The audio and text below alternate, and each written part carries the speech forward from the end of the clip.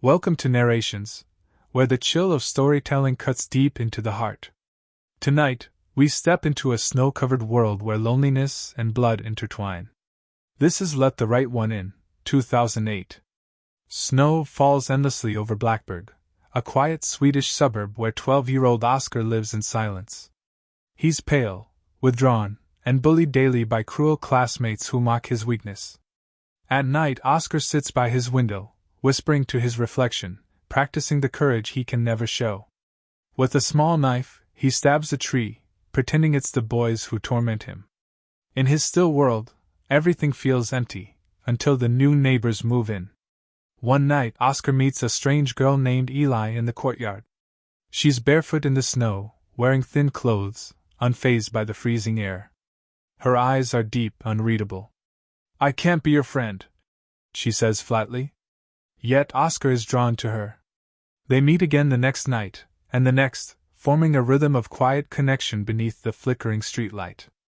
But Eli is different. She only appears at night. Her skin is cold. And sometimes Oscar swears he hears her whispering in a language that isn't Swedish. While their fragile friendship blooms, horror seeps into the neighborhood. A man is found hanging upside down in the woods, his blood drained.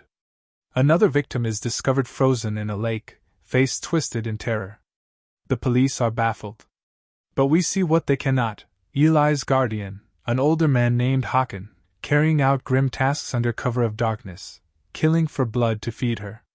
Yet his efforts grow sloppy, desperate. When a murder goes wrong, Håkan pours acid on his face to destroy his identity before capture.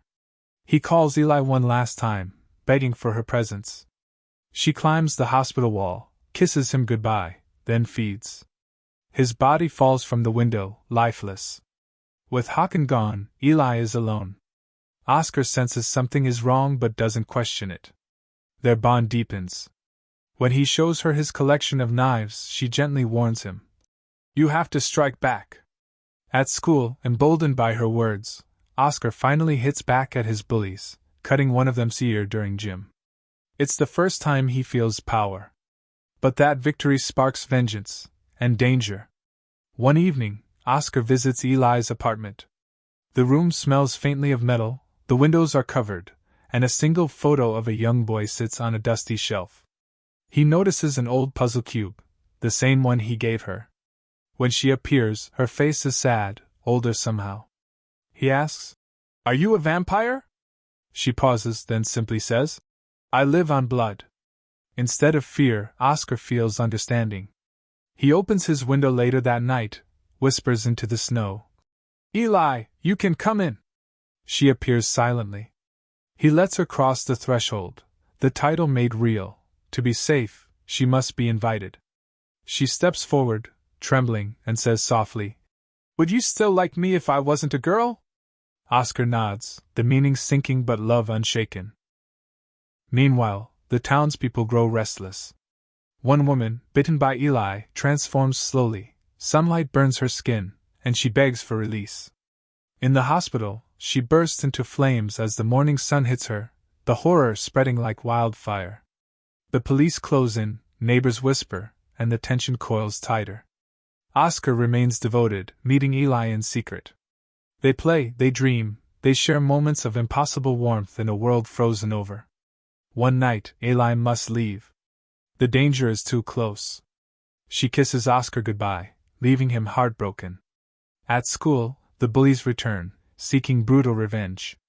They trap Oscar at the pool during swim class, forcing his head underwater, threatening to gouge his eye if he doesn't hold his breath. Time stretches. The sound fades. Then, silence breaks. Through the rippling water, bodies drop. Arms fall. Blood clouds the pool like ink.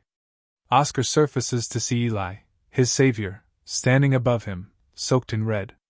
The bullies are dead. Her eyes meet his, both innocent and monstrous at once. She's done the unthinkable for him. They escape together, leaving Blackberg behind. On a train moving through snowy countryside, Oscar sits inside a wooden crate, tapping gently. From within another crate beside him, a faint knock answers, Eli's code. Tap. Tap tap. Their secret rhythm continues, echoing the bond that defies death, humanity, and the cold world above. Love, in Let the Right One In, is not about purity or perfection. It's about connection in the dark, about letting someone in even when it terrifies you. Eli and Oscar's bond reminds us that even monsters need to be loved, and even the lonely can find warmth in the coldest of nights. Thank you for watching Let the Right One In, 2008, a haunting story of innocence, blood, and love's quiet persistence. If you enjoyed this narration, don't forget to like, share, and subscribe to Narrations. More chilling tales await you this October, where even the sweetest friendship might bite back.